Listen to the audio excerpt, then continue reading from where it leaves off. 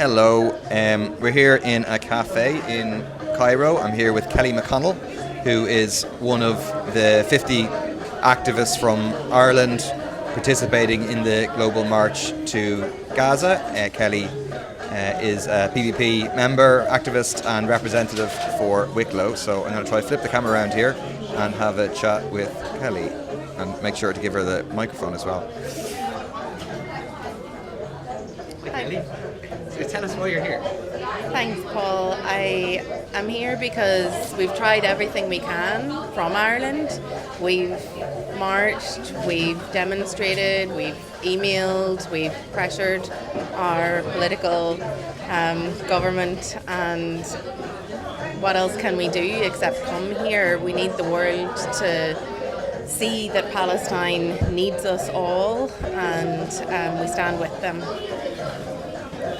And what happened to you yesterday, day before yesterday? Yeah, Friday. So I arrived on Thursday night, and on Friday we planned to make our way to Ismailia, and myself and two other delegates from Ireland got into a taxi, and we were pulled over and brought to Tahrir Square, where there were many other tourists and military police, and they had our passports, and they kept us without telling us what was happening. They had people's passports in plastic bags and were moving us from one side of the courtyard to the other and back again with no reason. And eventually they forced us onto a bus with no windows, chains on the back of the seats, fairly uncomfortable, and refused to tell us what was happening. They said we were going for a surprise, and they drove us back to Cairo airport and held us in the bus for a number of hours with what felt like hundreds of riot police outside, and took us one by one out of the bus with our passports. I thought they'd lost my passport for a while.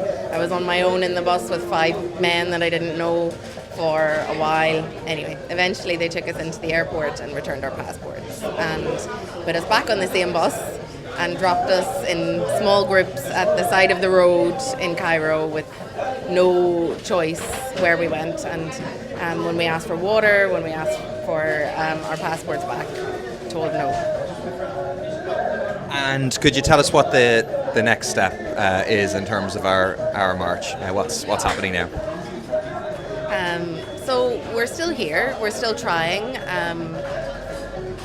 Thousands of people from all around the world have made a great effort to come here because of its proximity to Gaza, and to do what we can from here. The people in Gaza are starving. They're desperate for the world to stand up for them, and we keep trying. That's all we can do, is to keep talking to each other, keep working together, keep reminding ourselves that most people in this world are good, and we want to see an end to the genocide, and we will.